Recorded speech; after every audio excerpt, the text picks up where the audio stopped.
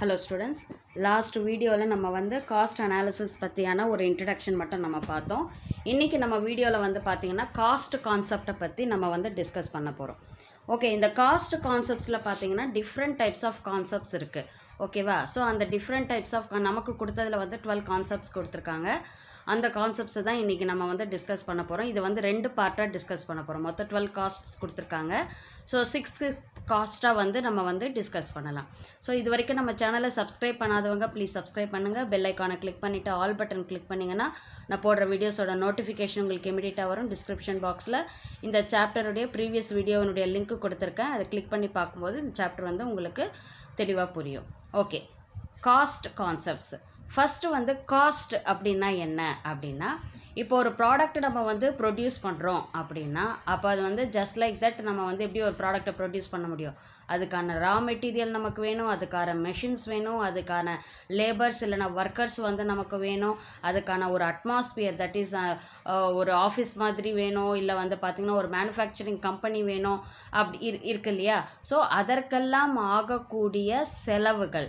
ஓகேவா? ஒரு ப்ராடக்ட் நான் ப்ரொடியூஸ் பண்ணுறேன்னா அதற்காக நான் சில எக்ஸ்பென்சஸை வந்து நான் கண்டிப்பாக வந்து பேர் பண்ணி ஆகணும் இல்லையா? ஸோ அப்போது அந்த எக்ஸ்பென்சஸை தான் நான் என்ன சொல்கிறேன்னா காஸ்ட் அப்படின்னு சொல்கிறேன். So cost refers to cost of production. ஓகேவா? ஒரு ப்ராடக்டை நான் ப்ரொடியூஸ் பண்ணுறதுக்காக எனக்கு ஆகக்கூடிய செலவுகளை தான் நான் என்னன்னு நான் சொல்கிறேன், காஸ்ட் அப்படின்னு சொல்லிட்டு நான் சொல்கிறேன். ஓகே, அதாவது ஒரு இப்போ ஒரு ப்ரொடியூசராக இருந்தாலும் சரி, இல்லை வந்து ஒரு கஸ்டமராக இருந்தால் கூட வந்து பார்த்திங்கன்னா, இப்போ வந்து ஒரு ப்ரொடியூசர் வந்து ஒரு ப்ராடக்டை ப்ரொடியூஸ் பண்ணுறாருன்னா அதற்கான ரா மெட்டீரியல்ஸ் ஆகட்டும், மிஷின்ஸ் ஆகட்டும், எல்லாத்தையும் அவர் வந்து ஒரு காசு கொடுத்து தான் வந்து அவர் வந்து வாங்கி ஒரு ப்ராடக்டை ப்ரொடியூஸ் பண்ணணும். அதே சமயத்தில் ஆஸ் அ கஸ்டமராக வந்து பார்த்திங்கன்னா, இப்போ ஒரு பொருள் அவங்களுக்கு வேணும், ஒரு கடையிலேருந்து வாங்குறாங்க அப்படின்னா அதற்கான ஒரு பேமெண்ட்டை அவங்க கொடுத்ததுக்கப்புறம் தான் அந்த கூட்ஸ் அண்ட் சர்வீசஸை அவங்களால வந்து அக்வயர் பண்ண முடியும் இல்லையா? அப்போ அந்த இடத்துல வந்து காஸ்ட் அப்படின்றது வந்து ரொம்ப ரொம்ப இம்பார்ட்டண்ட்டாக இருக்குது. So monetary value of resources. ஓகேவா? ஒரு ப்ராடக்டை ப்ரொடியூஸ் பண்ணுறதுக்கான ஒரு மானிட்டரி வேல்யூவை தான் வந்து நம்ம என்னன்னு சொல்கிறோன்னா காஸ்ட் அப்படின்னு சொல்கிறோம். ஸோ இந்த காஸ்ட் கான்செப்ட் வந்து பார்த்திங்கன்னா எக்கனாமிக்ஸில் வந்து பொறுத்த வரைக்கும் பார்த்திங்கன்னா 2 வகையான காஸ்ட்டை வந்து இன்க்ளூட் ஆகிருக்கும். அதாவது explicit cost and implicit cost அப்படின்ற 2 காஸ்ட் வந்து இதில் வந்து இன்வால்வ் ஆகிருக்கும். அந்த எக்ஸ்பிளிசிட் அண்ட் இம்ப்ளிசிட் காஸ்ட்டை பற்றி நம்ம அதுக்கப்புறம் அடுத்த இதில் வந்து நம்ம டீட்டெயில்டாக பார்க்கலாம். ஓகேவா? So the fundamental cost. ஓகேவா? அதாவது ஒரு பிஸ்னஸில் வந்து ஒரு டிசிஷன், அதாவது ப்ரொடக்ஷனை பற்றியோ இல்லை வந்து ஒரு ப்ரைஸிங் ரிலேட்டடாகவோ இல்லை வந்து என்னென்ன ரிசோர்ஸஸ் வந்து தேவைப்படுது, அதை எப்படி அலோகேட் பண்ணுறது, ஸோ இந்த மாதிரியான டிசிஷன்ஸ் எடுக்கிறதுக்கு வந்து பார்த்திங்கன்னா ஒரு ஃபண்டமெண்டலான கான்செப்ட் அதுதான் காஸ்ட் கான்செப்ட். ஸோ எவ்வளோ நம்ம செலவு பண்ண போகிறோம், நம்ம பிஸ்னஸ்க்காக நம்ம எவ்வளோ செலவு பண்ண போகிறோம், என்ன தேவைகள் இருக்குது, எவ்வளோ அமௌண்ட் நம்ம வச்சுருக்கோம், எவ்வளோ நம்ம செலவு பண்ண போகிறோம், அதன் மூலியமாக நமக்கு வந்து எவ்வளோ ப்ராஃபிட் கிடைக்க போகுது அப்படின்ற எல்லா விஷயத்தையுமே நம்ம வந்து தெரிஞ்சுக்கிறதுக்கு இதுதான் ஒரு பேசிக் கான்செப்டாக வந்து இருக்குது. It is a fundamental concept. ஓகேவா? For making business decisions regarding production, pricing and resource allocation. So இதுதான் வந்து பார்த்திங்கன்னா காஸ்ட் கான்செப்ட். ஓகே, இதுதான் வந்து பார்த்திங்கன்னா எக்கனாமிக்ஸ்லேயே வந்து ரொம்ப கீ கான்செப்டாக, முக்கியமான ஒரு கான்செப்டாக வந்து சொல்லப்படுது. ஓகே, அதுக்கு அடுத்தது வந்து பார்த்திங்கன்னா இப்போ வந்து காஸ்ட் அப்படின்றது வந்து பார்த்திங்கன்னா இப்போ ப்ரொடக்ஷனுக்கு வந்து எதுக்காக காஸ்ட்டு நம்ம வந்து பே பண்ணுவோம் அப்படின்னு பார்த்திங்கன்னா ஒரு லேண்டுக்காகவோ இல்லை வந்து அங்கே ஒர்க் பண்ணக்கூடிய ஒர்க்கர்ஸ்க்காகவோ நம்ம வந்து பே பண்ணுவோம். அதே போல் வந்து பார்த்திங்கன்னா இப்போ அந்த ஒர்க்கர்ஸுக்கான சேலரிஸை நம்ம பே பண்ணுவோம், இல்லை வந்து நம்ம ஒரு மிஷினை வந்து ரெண்ட்டுக்கு எடுத்து நம்ம வந்து ஒரு பிஸ்னஸ் பண்ணுறோன்னா அதுக்கான ரெண்ட்டை பே பண்ணணும், இல்லை நம்ம வந்து ஒரு இடத்த ரெண்ட்டுக்கு எடுத்து நம்ம பண்ணால் அதுக்கு ஒரு ரெண்ட்டை பே பண்ணணும். ஸோ இந்த மாதிரியான எல்லா விதமான காஸ்ட்டையும் வந்து ஒரு ப்ராடக்டை ப்ரொடியூஸ் பண்ணுறதுக்கு அதிகப்படியான காஸ்ட்டு வந்து இன்க்ளூட் ஆகுது. ஓகேவா? அப்போது அந்த காஸ்ட் கான்செப்ட் அப்படின்றது வந்து ஒவ்வொரு பிஸ்னஸ்லேயும் வந்து ஒரு முக்கியமான வந்து ஒரு கான்செப்டாக, பொருளாதார ரீதியாக வந்து ஒரு முக்கியமான கான்செப்டாக இருக்குது அப்படின்னு சொல்கிறாங்க. ஓகே, இப்போது நாம் பார்க்க போகிற ஃபஸ்ட்டு கான்செப்ட் வந்து பார்த்திங்கன்னா மணி கான்செப்ட். மணி கான்செப்ட் அப்படின்னாலே என்னது? பேமெண்ட்டு இல்லையா? ஸோ என்ன எக்ஸ்பென்சஸ் நம்ம வந்து நம்மளுடைய ப்ரொடியூசர் வந்து இன்கர் பண்ண போகிறாரு, எந்தெந்த, அதாவது இப்போ வந்து பார்த்தீங்கன்னா மணி காஸ்ட் அப்படின்றது வந்து பார்த்தீங்கன்னா it is a monetary expenses. ஓகேவா? அதாவது மணி வேல்யூ, அதாவது எதுக்காக அப்படின்னா இப்போ ஒரு ப்ரொடியூசர் வந்து ஒரு ப்ராடக்டை ப்ரொடியூஸ் பண்ணுறதுக்கு அவருக்கான இன்புட்ஸ் ஆகட்டும் சரி, இல்லை வந்து அதற்கான ரிசோர்ஸஸ், இன்புட்ஸ்னால் என்ன, ரா மெட்டீரியல்ஸ் இதெல்லாம், ரிசோர்ஸஸ் அப்படின்னா ஒர்க்கர்ஸு இல்லை வந்து பிளான்ட் அண்ட் மிஷினரியோ லேண்டோ இதெல்லாம் வந்து ஒரு ப்ரொடக்ஷனுக்கு வந்து தேவைப்படுது. அதற்கான ஒரு மானிட்டரி எக்ஸ்பென்சஸை தான் நம்ம என்னன்னு சொல்கிறோன்னா மணி காஸ்ட் அப்படின்னு சொல்லிட்டு சொல்கிறோம். ஓகேவா? இப்போ வந்து ஃபேக்டர்ஸ் ஆஃப் ப்ரொடக்ஷன் என்னது, raw material, labour, machines and other necessary items. இதெல்லாம் வந்து பார்த்திங்கன்னா நம்ம வந்து ஒரு பிஸ்னஸில் கொண்டு வரணும் அப்படின்னா அதுக்கு நான் வந்து அதற்கான செலவுகளை வந்து நான் வந்து செஞ்சு தான் ஆகணும். ஓகேவா? ஸோ இதெல்லாம் வந்து பார்த்திங்கன்னா எதுக்கு அசோசியேட் ஆகிருக்கும், எதோடு இணைந்திருக்கும் அப்படின்னு வந்து பார்த்திங்கன்னா இந்த ப்ரைஸ் டேக்குன்னு போட்டிருப்பாங்க. இப்போ நம்ம ஒரு கடையில் போய் ஒரு ஷர்ட் வாங்குகிறோம் அப்படின்னா அதில் ப்ரைஸ் டேக் இருக்கும் இல்லையா? அதில் வந்து ப்ரைஸ் வந்து போட்டிருப்பாங்க. இப்போ வந்து ஒரு 500 rupees ப்ரைஸ் போட்டிருக்காங்க அப்படின்னா அப்போ அந்த 500 rupees அப்படின்றது வந்து அந்த ஷர்ட்டுக்காக அவங்க போடப்பட்ட ரா மெட்டீரியல் ஆகட்டும், மிஷின்ஸ் ஆகட்டும், லேபர்ஸ் ஆகட்டும், அதற்கான எல்லா செலவுகளையும் சேர்த்து போடுறது தான் வந்து பார்த்திங்கன்னா இந்த ப்ரைஸ் டேக் அப்படின்றது. ஓகேவா? அதுதான் வந்து நம்ம என்னன்னு சொல்கிறோம், மணி காஸ்ட் அப்படின்னு சொல்கிறோம். அந்த ஷர்ட்டுக்காக செலவிடப்பட்ட மானிட்டரி எக்ஸ்பென்சஸ், அதை தான் வந்து நம்ம என்னன்னு சொல்கிறோம், மணி காஸ்ட் அப்படின்னு சொல்கிறோம். So production cost expressed in money terms is called as money cost. ஒரு ப்ரொடக்ஷனுக்காக ஆகக்கூடிய செலவுகளை வந்து அதாவது மணி டேர்ம்ஸாக வந்து மானிட்டரி வேல்யூவாக வந்து சொல்கிறது தான் வந்து மணி காஸ்ட் அப்படின்னு சொல்கிறோம். In other words it is a total money expenses incurred by a firm in producing a commodity. இன்னும் வேறு விதத்தில் சொல்லணும்னா ஒரு கமாடிட்டியை நான் ப்ரொடியூஸ் பண்ணுறதுக்காக ஒரு இண்டஸ்ட்ரி வந்து எந்த அளவுக்கு செலவு பண்ணதோ அந்த டோட்டல் மணி எக்ஸ்பென்சஸை தான் நான் மணி காஸ்ட் அப்படின்னு சொல்கிறேன். So money cost includes the expenditures just as cost of raw materials, payment of wages and salaries, payment of rent, interest on capital, expenses on fuel and power, expenses on transportation and other types of production related cost. So இது எல்லாமே வந்து பார்த்திங்கன்னா இப்போ மணி cost அப்படின்றது வந்து என்னது, நம்ம ப்ராடக்டை ப்ரொடியூஸ் பண்ணுறதுக்கு ஆகக்கூடிய எக்ஸ்பென்சஸ். அந்த எக்ஸ்பென்சஸ் எல்லாம் என்னென்னத்துக்காக நம்ம செலவு பண்ணுறோம், ஒன்று ரா மெட்டீரியல் வாங்குறதுக்காக, இல்லை வந்து லேபரர்ஸ்க்கு வந்து வேஜஸ் பே பண்ணுறதுக்காக, சேலரிஸ் பே பண்ணுறதுக்காக, இல்லை வந்து ரெண்ட் பே பண்ணுறதுக்காக, இல்லை வந்து கேபிட்டலை நம்ம லோனாக வாங்கியிருந்தோன்னா அதுக்கான இன்ட்ரெஸ்ட் பே பண்ணுறதுக்கு,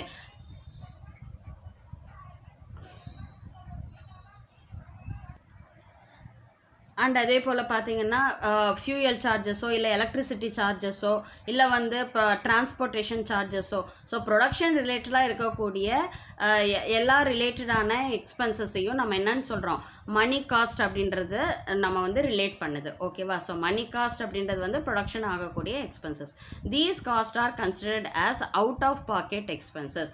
ஸோ இந்த மாதிரி ஒரு ப்ரொடக்ஷனுக்காக வந்து ஓனர் வந்து என்ன பண்ணுவார், அவருடைய மணியை தான் வந்து அவர் என்ன பண்ணுறாரு, அவர் வந்து எக்ஸ்பென்சஸாக வந்து பிஸ்னஸ்க்காக செலவிடுறாரு.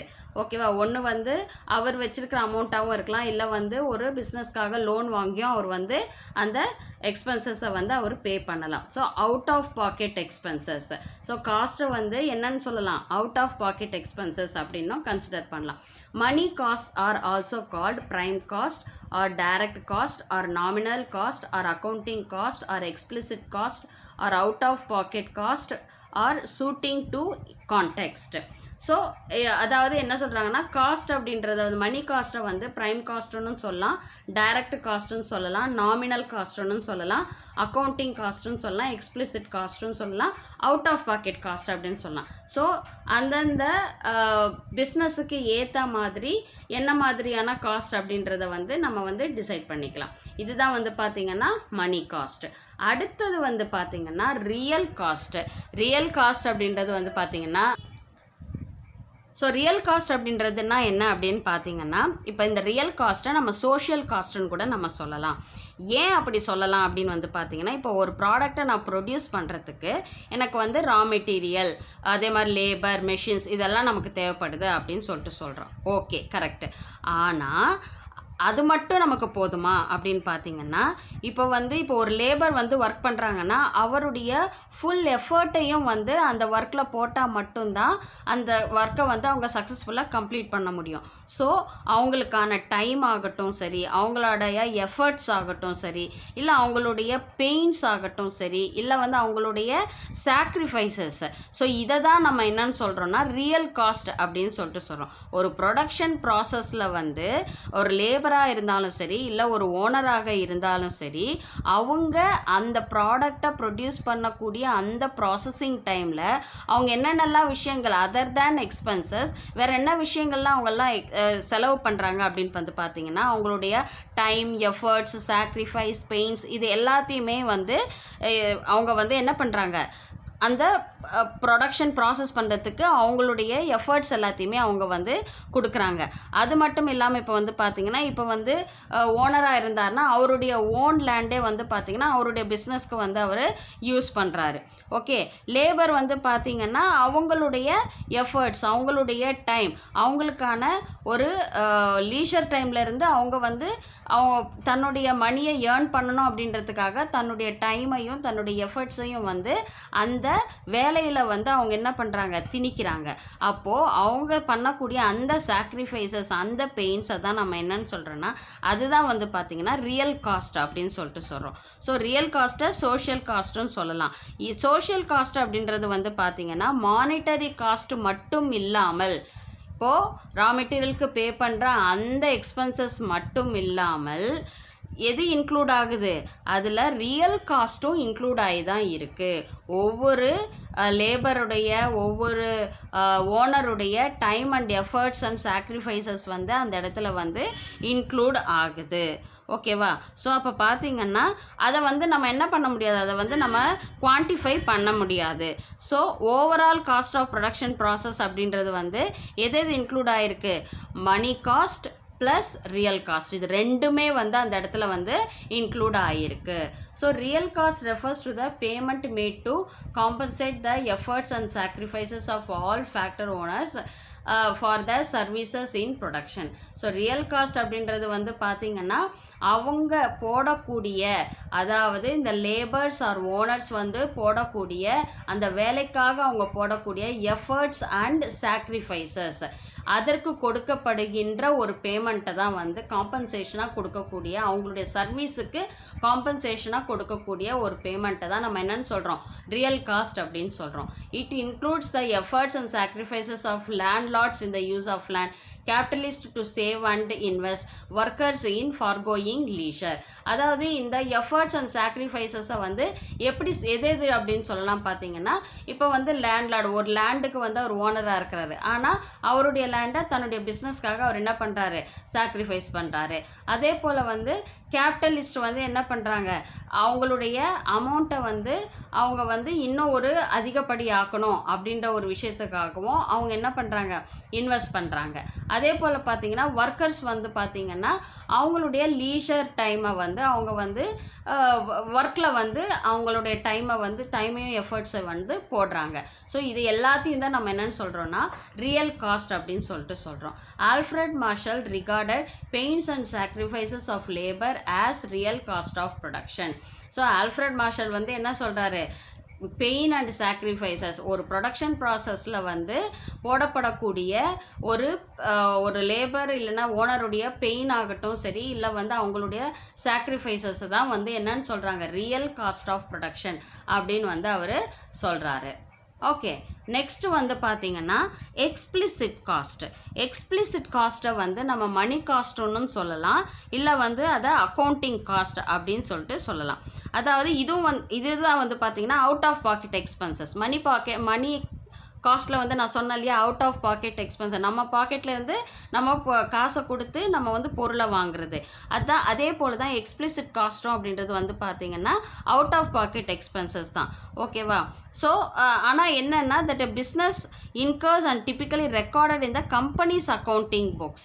இது எல்லாத்தையுமே நம்ம அதாவது இப்போ ஒரு பிஸ்னஸில் வந்து நான் வந்து என்னுடைய ப்ரொடக்ஷனுக்காக நான் ஆகக்கூடிய எல்லா செலவுகளையுமே நான் வந்து என்ன பண்ணுவேன், கம்பெனி அக்கௌண்ட்டில் வந்து நான் எழுதுவேன் இல்லையா. எனக்கு வந்து இன்ன தேதியில் இந்த பொருளை நான் பர்ச்சேஸ் பண்ணேன் அப்படின்றத நான் ஏன்னா கணக்கு வழக்கு வேணும் இல்லையா. அதனால் நான் என்ன பண்ணுறேன், எல்லாத்தையுமே வந்து கணக்கு வழக்குக்கு நான் எழுதிப்பேன். ஸோ இந்த எக்ஸ்பிளிசிட் காஸ்ட் அப்படின்றது வந்து பார்த்திங்கன்னா கம்பெனிஸ் அக்கௌண்ட்டில் வந்து ரெக்கார்ட் ஆகக்கூடிய ஒரு காஸ்ட் அது. ஓகேவா. ஸோ இந்த இதுக்கான எக்ஸ்பிளிசிட் காஸ்ட்னா ஒரு காமனான சில எக்ஸாம்பிள்ஸ் வந்து பார்த்திங்கன்னா salaries and wages paid to employees. இது வந்து ஓனர் வந்து என்ன பண்ணுறாரு, அவருடைய அமௌண்ட்லேருந்து அதாவது தன்னுடைய பிஸ்னஸில் இருந்த அமௌண்ட்லேருந்து அவர் வந்து என்ன பண்ணுறாரு, எக்ஸ்பென்சஸாக பே பண்ணுறாரு எம்ப்ளாயீஸ்க்கு. அதே போல் rent for office or factory space, அதே போல் raw material purchased for production, electricity and water charges, அதே போல் மார்க்கெட்டிங்க்கும் அட்வர்டைஸிங்காக ஆகக்கூடிய செலவுகள், அதே போல் வந்து சில மெஷின்ஸை வந்து வாங்கக்கூடிய செலவுகள். இந்த எல்லா செலவுகளும் வந்து பார்த்திங்கன்னா எதுக்காக பண்ணுறாங்க அப்படின்னு பார்த்தீங்கன்னா ஒரு ப்ராடக்டை ப்ரொடியூஸ் அதாவது ப்ரொடக்ஷனுக்காக அவங்க வந்து செய்யக்கூடிய சில செலவுகள். இந்த செலவுகளை தான் நம்ம என்ன சொல்கிறோம், எக்ஸ்பிளிசிட் காஸ்ட்டுன்னு சொல்கிறோம். ஸோ மணி காஸ்ட்டும் எக்ஸ்பிளிசிட் காஸ்ட்டும் பார்த்திங்கன்னா கிட்டத்தட்ட வந்து ஒரே மாதிரி தான் வந்து இருக்கும். ஓகேவா. So explicit cost payment made to others for the purchase of factors of production is known as explicit cost. So purchase of factors of production, அது ப்ராடக்டை வந்து ப்ரொடியூஸ் பண்ணுறதுக்காக ஆகக்கூடிய அந்த ஃபேக்டர்ஸ் என்னது, லேண்ட், லேபர், கேபிட்டல், அதற்காக செய்யப்படக்கூடிய செலவுகளை தான் நம்ம என்னன்னு சொல்கிறோம், எக்ஸ்பிளிசிட் காஸ்ட் அப்படின்னு சொல்கிறோம். It refers to the actual expenditure of the firm to purchase or hire the inputs the firm needs. அதாவது ஒரு இண்டஸ்ட்ரிக்கோ இல்லை ஒரு மேனுஃபேக்சரிங் கம்பெனிக்கோ வந்து பார்த்திங்கன்னா அதற்கு ஆகக்கூடிய செலவுகள், அதாவது இப்போ இன்புட் ரா மெட்டீரியல்ஸ் வாங்குறதாக இருந்தாலும் சரி, இல்லை வந்து மெஷின்ஸை வந்து நம்ம வந்து வாடகைக்கு எடுக்கிறதா இருந்தாலும் சரி, இது எல்லாத்துக்குமே நம்ம என்ன பண்ணோம், அதற்கான செலவுகளை வந்து நம்ம செஞ்சு தான் ஆகணும். ஸோ எக்ஸ்பிளிசிட் காஸ்ட் அப்படின்றது வந்து எதெல்லாம் இன்க்ளூட் ஆகிருக்கு, இப்போ நான் சொன்ன மாதிரி wages, payment for raw material, rent for the building, interest for capital invested, expenditure on transport and advertisement, other expenses ஆக்ஸ், licence fees, depreciation and insurance charges. So இது எல்லாமே வந்து பார்த்திங்கன்னா எதுக்குள்ள வரும் அப்படின்னா எக்ஸ்பிளிசிட் காஸ்ட்டுக்கு அடிப்படையில் வரும். So it is also called accounting cost or out of pocket cost or money cost. So explicit காஸ்ட்னா என்னன்னு தெரியும், மோர் ஆர் லெஸ் இது வந்து மணி காஸ்ட்டும் எக்ஸ்பிளிசிட் காஸ்ட்டும் வந்து கிட்டத்தட்ட சேமாக தான் இருக்கும். பெய்ட் அவுட் காஸ்ட் அது ஆகக்கூடிய எக்ஸ்பென்சஸை சொல்கிறது தான். ஓகே, அடுத்தது வந்து பார்த்திங்கன்னா இம்ப்ளிசிட் காஸ்ட். இம்ப்ளிசிட் காஸ்ட்டை வந்து அதை வந்து ஆப்பர்ச்சுனிட்டி காஸ்ட்டோட நம்ம ஒப்பிடலாம். ஆப்பர்ச்சுனிட்டி காஸ்ட்டை வந்து நம்ம அடுத்து வர இதில் வந்து நம்ம பார்க்கலாம்.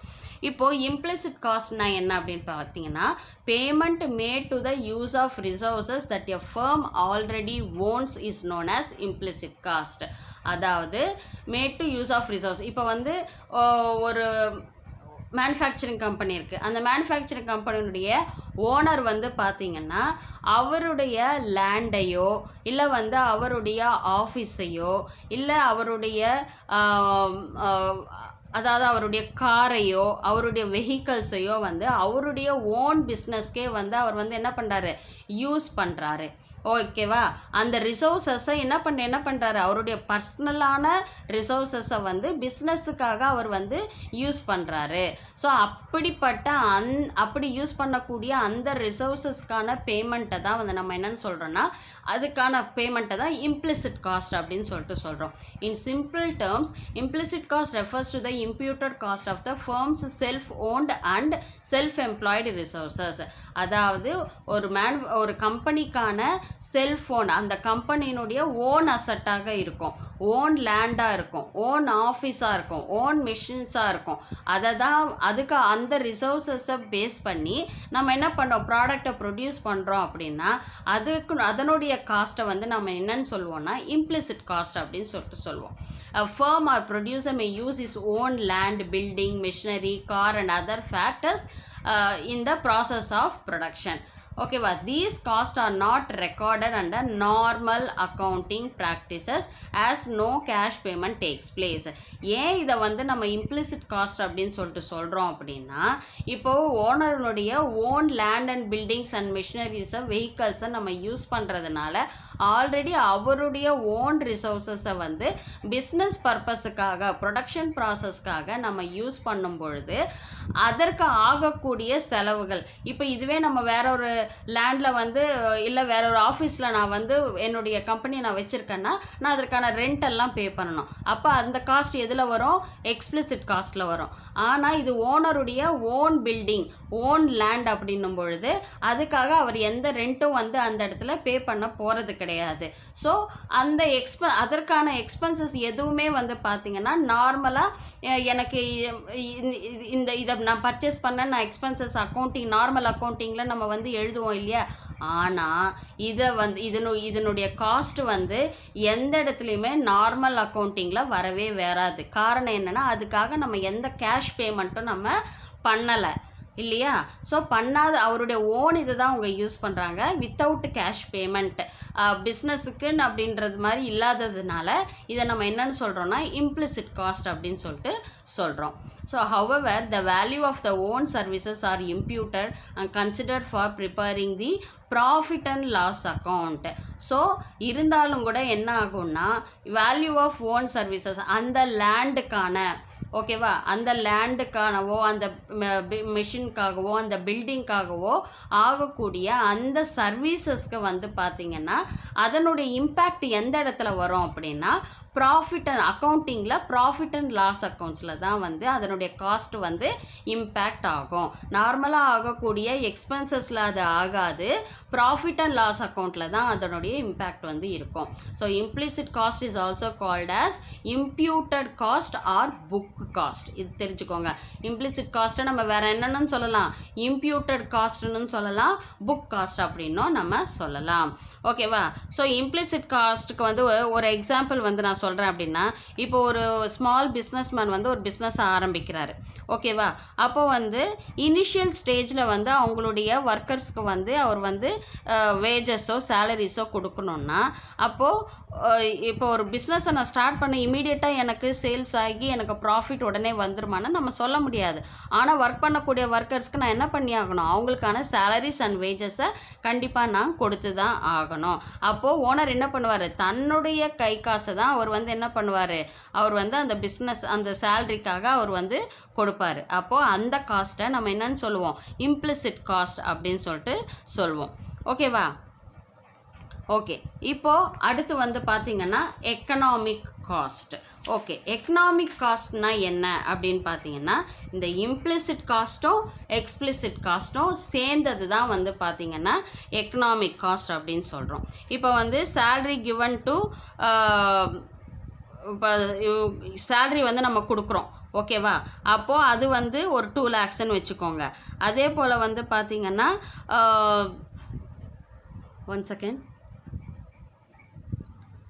சாரி, அதாவது எக்கனாமிக் காஸ்ட் அப்படின்றது வந்து பார்த்திங்கன்னா all the payments mat to the resources owned and purchased or hired by the firm in order to ensure the regular supply to the process of production.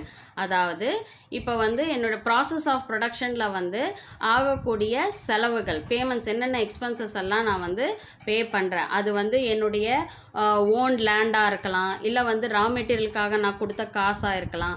இது எல்லாத்தையுமே இன்க்ளூட் பண்ணது தான் வந்து பார்த்திங்கன்னா எக்கனாமிக் காஸ்ட் அப்படின்னு சொல்கிறோம். It is the summation of explicit and implicit cost. அதனால தான் நம்ம என்னன்னு சொல்கிறோம், எக்கனாமிக் காஸ்ட்டை explicit cost plus implicit cost இது ரெண்டுத்தினுடைய இணைப்பு தான் வந்து பார்த்திங்கன்னா எக்கனாமிக் காஸ்ட்.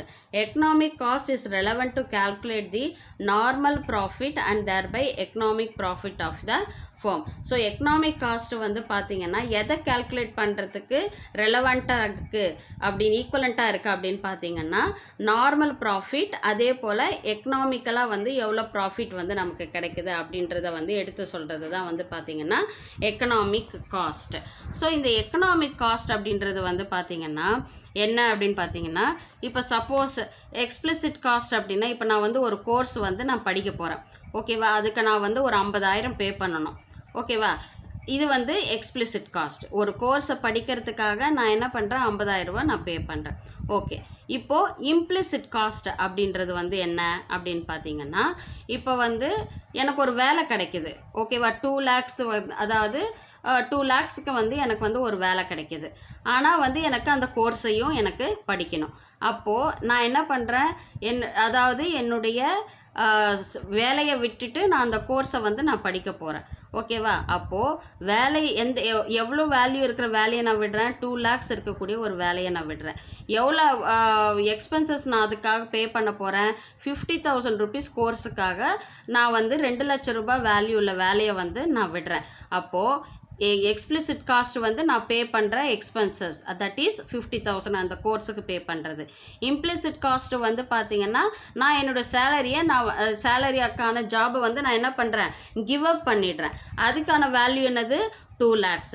அப்போது டோட்டலாக எக்கனாமிக் காஸ்ட் என்ன அப்படின்னு பார்த்தீங்கன்னா 2 lakhs plus 50,000 is equal to 2,50,000. இதுதான் வந்து பார்த்தீங்கன்னா எக்கனாமிக் காஸ்ட் அப்படின்னு சொல்லிட்டு நம்ம சொல்கிறோம்.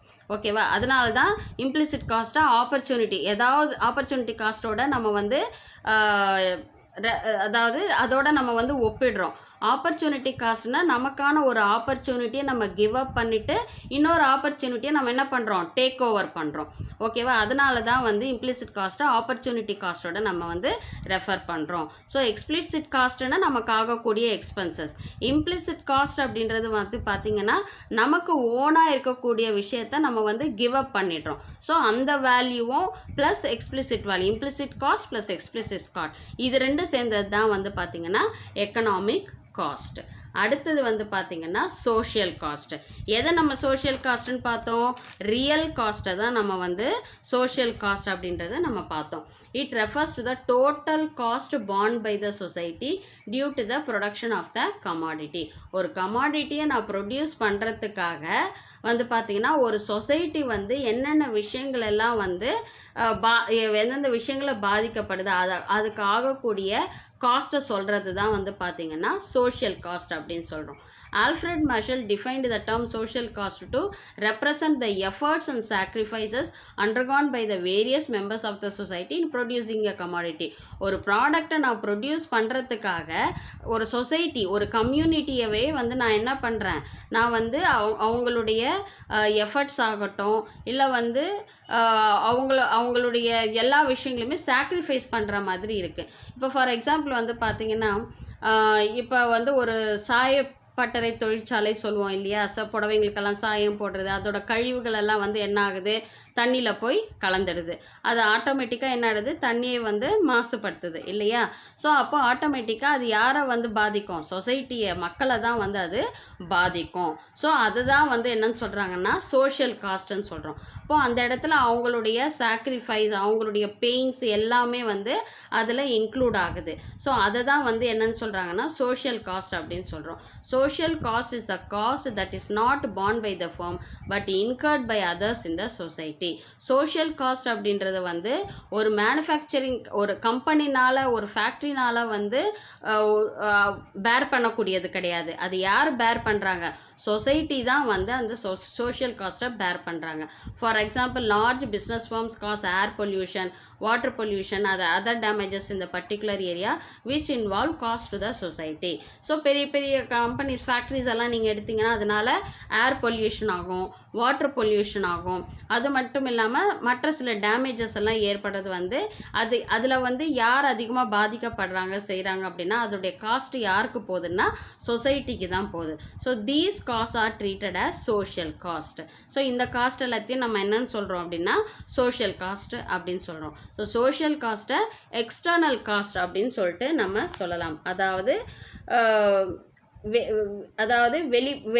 வெளிப்படைத்தன்மையாக, அதாவது சொசைட்டியை பாதிக்கக்கூடிய காஸ்ட்டை வந்து நம்ம வந்து சோஷியல் காஸ்ட் அப்படி இல்லைன்னா எக்ஸ்டர்னல் காஸ்ட் அப்படின்னு சொல்லிட்டு சொல்லலாம். இந்த சோஷியல் காஸ்ட் அப்படின்றது வந்து பார்த்திங்கன்னா 2 வகையான காஸ்ட் இன்க்ளூட் ஆனது.